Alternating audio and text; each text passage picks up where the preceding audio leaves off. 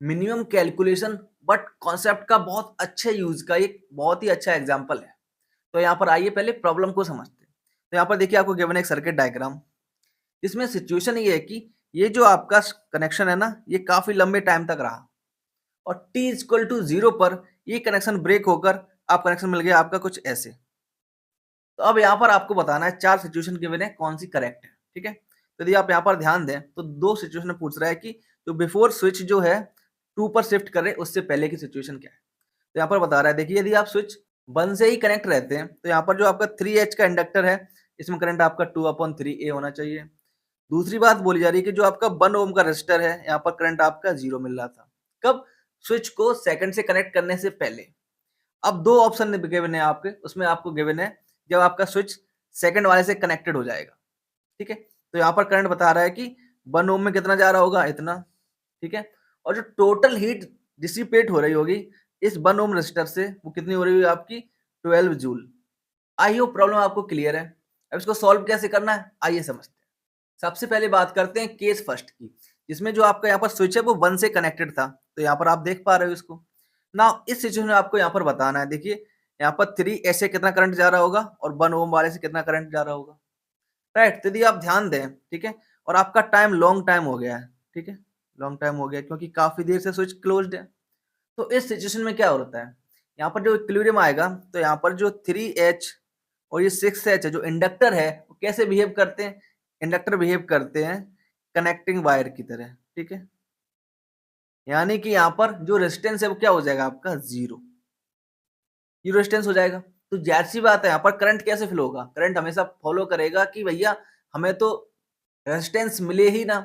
तो यहाँ पर देखिए ये जो 3H और 6H है कंडक्टिंग वायर की तरह काम कर रहे हैं। तो जो करंट यहाँ से बैटरी से जाएगा, ठीक है? वो यहाँ से होते हुए जाएगा, फिर इस 4 ओम में जाएगा।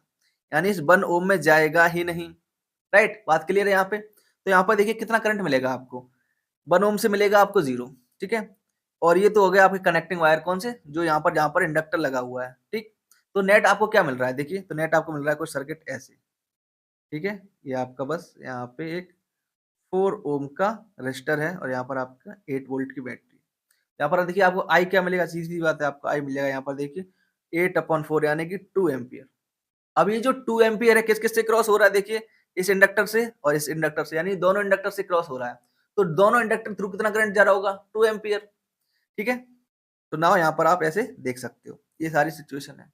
अब बात करते हैं सेकंड सिचुएशन की, जिसमें जो आपका ये स्विच है सेकंड से कनेक्ट हो जाता है, राइट? तो यदि आप यहाँ पर देखिए ध्यान से देखें, तो यहाँ पर कुछ आपको इस प्रकार से डायग्राम दिख रहा होगा, ठीक है? यदि आप ध्यान दें, तो यहाँ पर देखिए जो आपके दोनों इंडक्टर हैं, इसमें से कितना करंट फ्लो हो रहा है? यहाँ से दोनों क करंट फ्लो हो रहा है आपका 2 एम्पीयर, ठीक है? यहाँ पर भी आपका 2 एम्पीयर। अब ध्यान दीजिए यहाँ पर क्या-क्या सिचुएशन है, ठीक है? तो इसके लिए एक डायग्राम को दोबारा से बनाते हैं। यहाँ पर आपको दिख रहा है, ठीक है? ये रहा आपका इंडक्टर एक और ये आपका इंडक्टर यहाँ रहा और ये रहा आपका रेजिस्टर, ठीक है? अब ध्यान दीजिए यहाँ पर करंट कैसे फ्लो हो सकता है? तो एक तो तरीका करंट के फ्लो होने का देखिए यहाँ पर ऐसे है, ठीक है? दूसरा तरीका है कि ये ऐसे जाए। तीसरा सिचुएशन क्या हो सकती है देखिए, ये करंट यहाँ से ऐसे जा रहा हो, राइट? और यहाँ पर आप और बहुत सारी सिचुएशन को ध्यान से देख सकते हो। बट एक्चुअली क्या रहने वाली है, क्या करेक्ट तरीका होगा? इसको आइए समझते हैं। यदि आप ध्यान दो, तो ये जो पार्ट है ना, ये तो सर्किट क्लोज़ ही नहीं हो रहा है, तो यहाँ पर कोई भी करंट वगैरह फ्लो नहीं होगा। इतना तो आपको क्लियर ही होगा। तो हमारा जो मेन फ़ोकस रहेगा ना, वो केवल इतने पार्ट पे रहेगा, ठीक है? आई होप आप समझ पा रहे होंगे। अब यहाँ पर देखिए करंट कैसा फ्लो हो रहा होगा, थोड़ा सोचिए। इंडक्टर क्या करता है? इंडक्टर हमेशा काम ये करता है कि उसके थ्रू जो करंट पास हो रहा है, वो चेंज ना करे, वेरी ना करे, सेम रहे, ठीक? एक बात। बट यदि इंडक्टर के साथ रेजिस्टर कनेक्टेड हो, तो आपको पता है कि जो रेजिस्टर होता है वो धीमे-धीमे एनर्जी लॉस कराता है। तो जिसकी वजह से यहाँ पर जो करंट की वैल्यू है वो भी चेंज होगी। यानी यदि आप यहाँ पर ध्यान से देखो, ठीक है? तो यहाँ पर आपको 2 इंडक्टर दिख रहे हैं। जो 3H वाला इंडक्टर है, वो तो कनेक्टेड है यहाँ पर कंडक्टिंग वायर से, ठीक? और जो 6H वाला यहाँ पर कनेक्टेड है देखिए यहाँ पर ये इसके साथ रेजिस्टर भी लगा हुआ है। अब यदि आप यहाँ पर ध्यान से देखो, तो क्या हो सकता है उसको समझते हैं, ठीक है? समझने के लिए फिगर को थोड़ा-सा ज़ूम करते हैं, तो यहाँ पर आप देखिए, आपको बहुत ही आसानी से इतना डायग्राम दिख रहा है। अब देखिए यहाँ पर हमारे पास क्या सिचुएशन रहने वाली है। यदि आप यहाँ पर ध्यान दो, तो यहाँ इससे जो करंट फ्लो हो रहा है, उसके पास मजबूरी है कि वो करंट ऐसे जाके यहाँ से फ्लो हो। अब उसके पास 2 रास्ते हैं, एक जब इस पॉइंट पे पहुंच जाएगा यहाँ से फ्लो होते हुए, या तो इधर जाए या फिर आगे से जाए, दो रास्ते हो सकता है, दोनों ही पॉसिबल हो, ठीक है ना। और देखिए जो 3H वाला है, यहाँ से जो करंट फ्लो हो रहा है उसके पास अभी यहाँ पर दो रास्ते, इधर चला जाए या फिर इधर चला जाए।